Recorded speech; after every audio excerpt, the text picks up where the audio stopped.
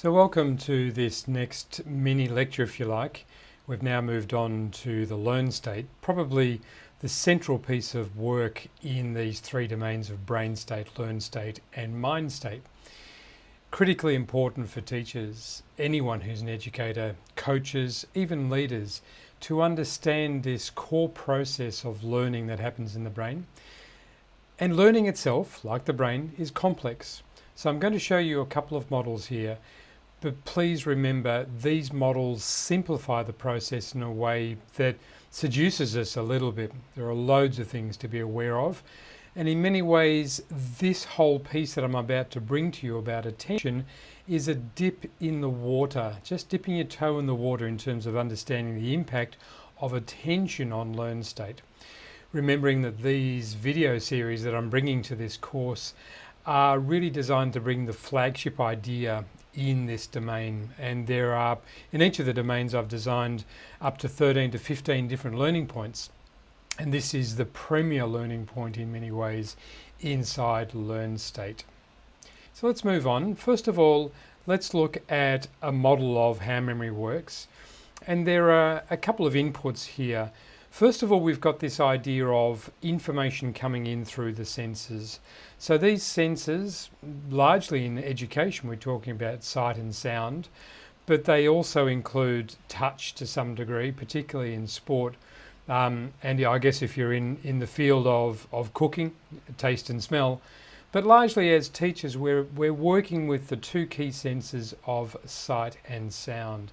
And these are very heavily integrated and work strongly to pull information into the brain. The important thing about sensory memory is that it's very, very short. It's the shortest memory we have. So trying to remember the sound of something, trying to remember the vision of something, the taste, the smell of something, once that sense has disappeared from our immediate awareness, is quite hard compared to remembering a phone number in short-term memory or remembering something, recalling something that's been encoded into long-term memory. So the first step here is to work through this idea of sensory input.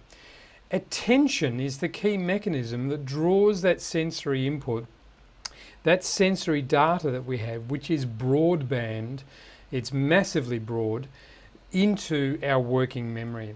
Now, our working memory is a small part of the brain that holds information for a short amount of time. So the time period we're talking about here, instead of milliseconds with sensory memory, we're talking about 10 to 15 seconds, maybe longer with rehearsal, but we're talking seconds rather than milliseconds. And anything from here that we don't keep is lost.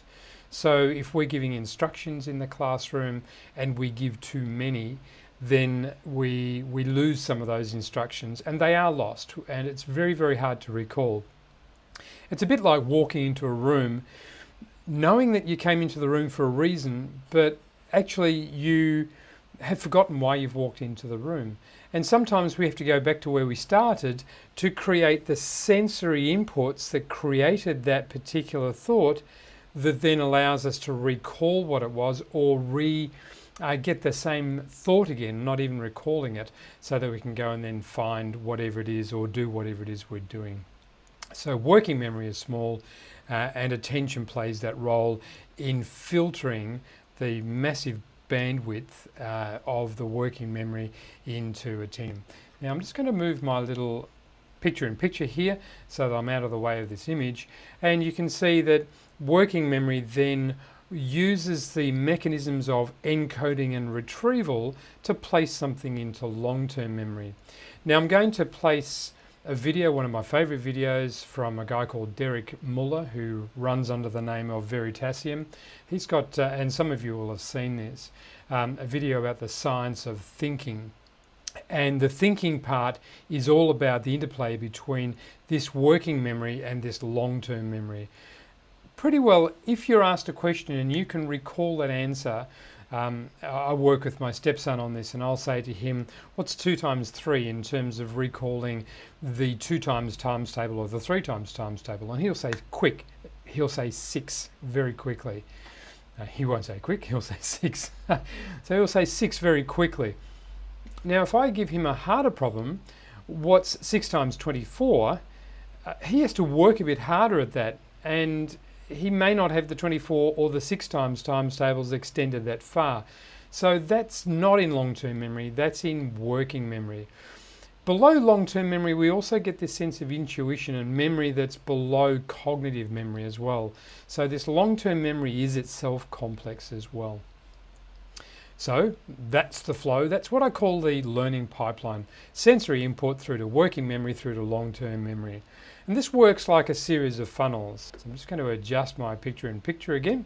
So what we've got here is this massive sensory input being squeezed down and selected. Some of the sensory input is being selected by attention. And some of that gets through into working memory and some of that gets into long-term memory. So it's a very, very small proportion of sensory input.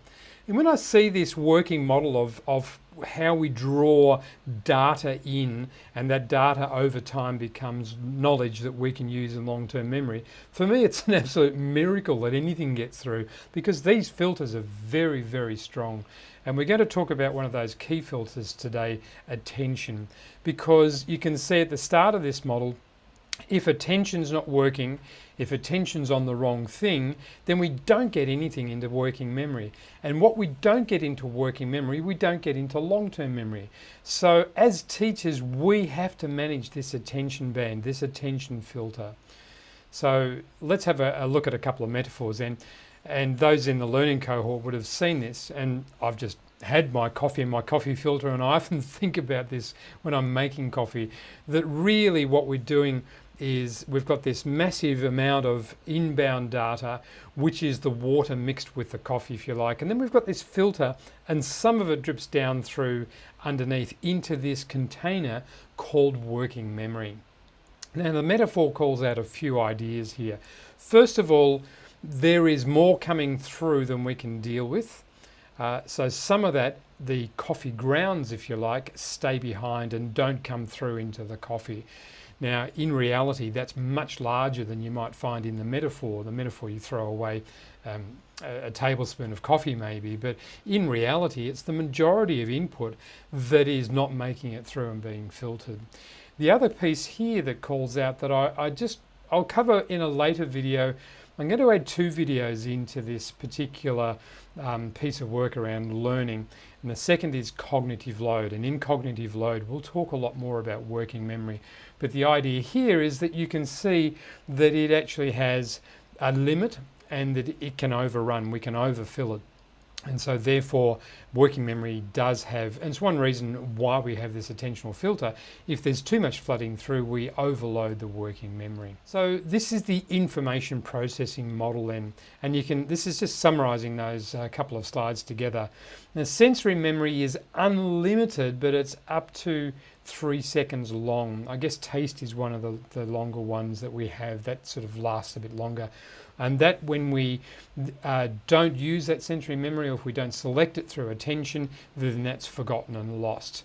Working memory, 7 items. More research recently probably suggests that 3 to 4 items for most people. And we'll talk about this, as I said, in cognitive load. Lasts between 15 and 20 seconds, which can be extended.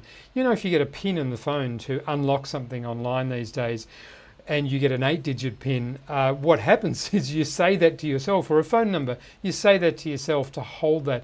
And if something else pops in, like someone asks you a question, I've forgotten the number again, and you've got to go back and restart the rehearsal process.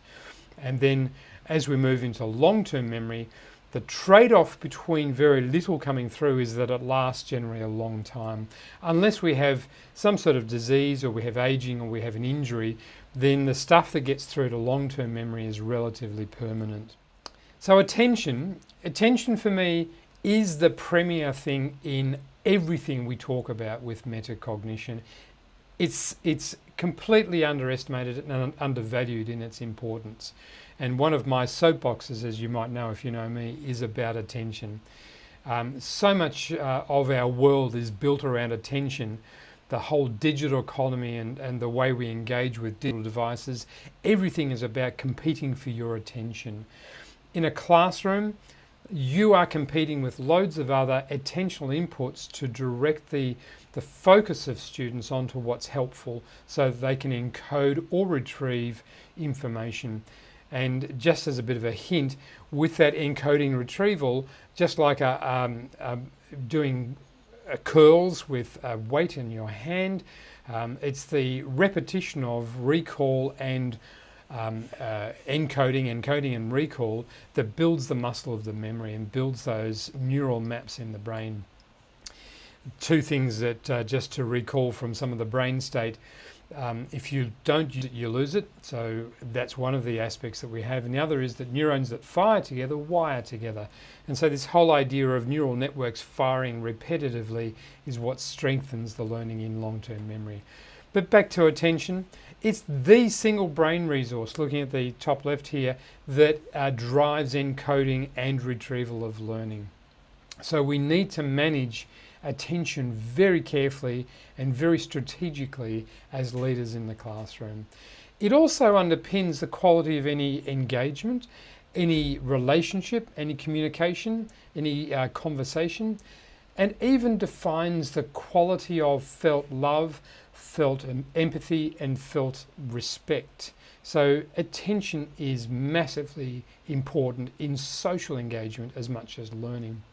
And as you can see down here, it's scarce. It's really scarce. So take those ideas into understanding how this really works.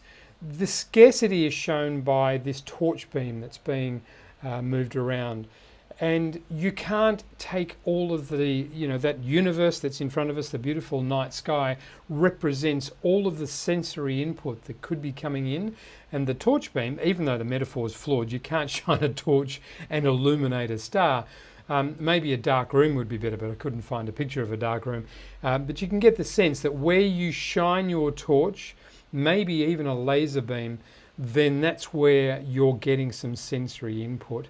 And you're doing so at the expense of everything else. Now that works very strongly with the auditory senses as well as the visual. Auditory is very strong, in fact, and very susceptible to interruption and disruption.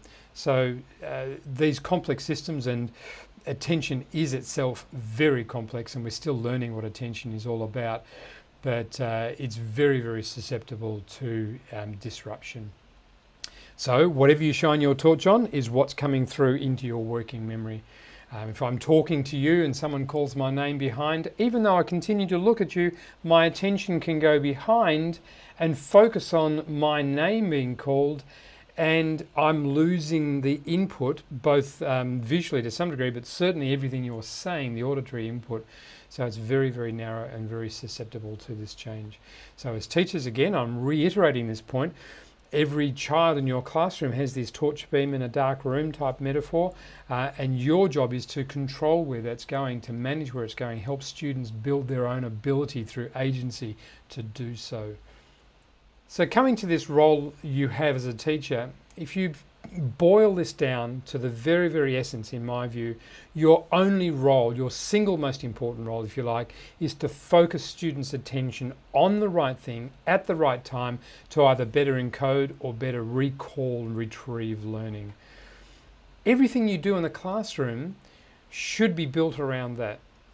If you don't pay attention yourself to the attention economy in your classroom, then you're losing a sense of knowing where your value might be in the classroom and where the learning value might be.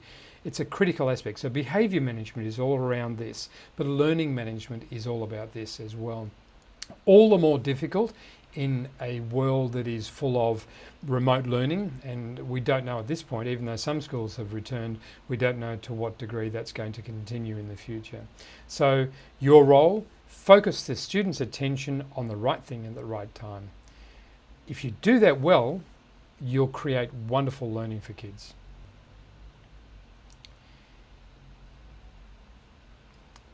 I like this metaphor too. You can see with the complexity of the models here, I'm using more metaphors than models, and metaphors themselves are very strong attention magnets, and I'll talk about that in finishing later in this quick session. So for me, the metaphor here is attention is a bit like these trains. These trains of various sensory inputs, their thoughts, their distractions, they're all sorts of things coming in and going. And often, and particularly if you've got a young brain, if you're a young child, you don't have this meta view of your attention. If you stand over the platform in a European station, you can see the trains coming and going. And that sort of balcony view of what thoughts and distractions and sensory inputs might be doing gives you the chance to manage that. Now, this is also metaphorical for you as a teacher in the classroom. So each one of these trains could be an individual child, and you're managing the attention of these children in your classroom as well as managing your own attention. The child who's distracting and maybe being disruptive, do you jump on that train and join that train at the expense of all of the others that are in the station at that time? Do you jump on a thought, a distracted thought that's not helpful for you at this particular time? I have great disruptability with auditory sounds. So as I'm recording this, we've got a thunderstorm going outside, and no doubt the jets will take off shortly. And I really struggle with being present and connected in the moment in delivery, particularly video delivery like this, when there's this other auditory noise going on. And I've mentioned a word, presence. Presence is the focusing of your attention on the present, usually for the benefit or with the engagement of another person. That's being present. You can be present with yourself, you can be present with other people, you can be present with an issue or a problem, but presence is the use of attention. And we value presence so much. We value presence because it's rare, and it's rare because attention is rare.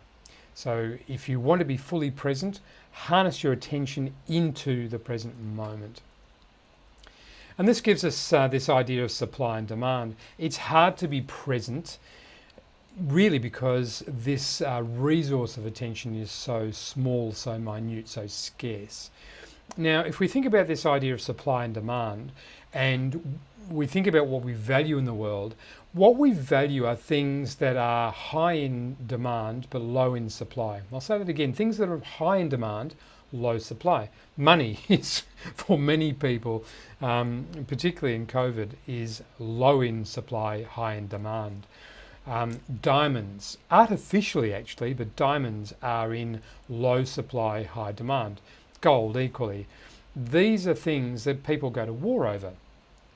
Now, when it comes to attention, we expect that our attention on the left-hand side is high in supply. We have this mistaken view that we have loads of attention. I think because we get a rich experience of the world. It's not just this torch beam that we're seeing. We're getting this full experience of the sensory world around us. So we get lulled and seduced into this idea that we have loads of supply of attention. But in fact, and also on that one, that demand is relatively low. So just moving me out of the way here and putting me in the middle. In reality, our supply is much lower than I can illustrate in this particular graphic, and it's much higher than we might expect. A quick way of illustrating this point is that magic would never work. Magic would never work if the left-hand side was true. If we had an oversupply of attention, we would see what happens when someone does magic for us, on us. But in reality, we miss stuff. We miss stuff all the time. And we misinterpret this because this assumption that we have massive bandwidth of attention. How could this be? How could this person do this to us with unbelief in our minds? Because we don't just assume that we've got very little attention to spend. And so this always amuses me, because if you watch people and even animals, monkeys respond to magic in similar ways. We get this sense that we've been duped or tricked, but it's because of this supply-demand piece. So what I'm giving you here as a key point is really value your attention. Value the attention of other people. When you ask attention of other people, value it, respect it. That's where people give this sense of really being present and connected, and respect and empathy flows through that idea of respecting the attention. We struggle sometimes because kids don't respect our attention, and that's one of the issues and one of the problems we find in a classroom. So these are the things that attract and manage attention. So these things you can start to use in your design and in your the way you are and what you can teach as well. So knowing, being and sharing, those three levels. Novelty is a massive attention magnet. Now those two YouTube videos I'll link actually in the notes underneath, so you can click those and go to them. That's one fellow talking about music and the impact music has on novelty. And where you have a constant 3/4 beat that suddenly changes to where you have a 4/4 beat and it changes to a 3/4 beat, that missing beat creates novelty in the brain and is a hook for the music. So we're often attracted to music that drops a beat, and we're often attracted to music that changes key. So when there's a modulation and the key changes, it redraws our attention back to the music itself. We're attracted to it. So novelty is a really important attention magnet, and it makes sense because novelty is one of those things that keeps us alive. When there's an unusual sound, when there's something different, paying attention to it when we were much more primitive than we are now would have kept us alive. So it's a very important part of the brain. Clarity and certainty come from metaphor. So when we provide clarity and certainty, it's easy to pay attention to that particular idea. So if I start to overload your working memory, and this is where cognitive load returns, then your ability to pay attention to that is limited. So that's an idea that I've not raised yet, that attention has a limit to how long it can be applied. And that's partly due to the metabolic resources that it takes to apply and give attention. It's hard work. And you know that if I talk for more than about 10 or 15 minutes without doing something like changing a slide, changing an idea, giving you a different image, if this was just 20 minutes of talking head, then you would have been lost maybe after 10 minutes. So attention is precious, not only because it's small in its resource pool in the brain, if you like, but it only lasts in a time frame for a certain amount of time, and so that effort and the metabolic support that it needs in the brain means that metaphor and things that are easy to get in some circumstances, a bit of a hint there, then that helps attention over a period of time. We're also very, very attracted to story and narrative.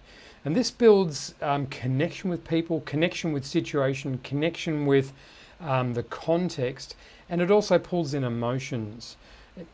Story is incredibly important in anything.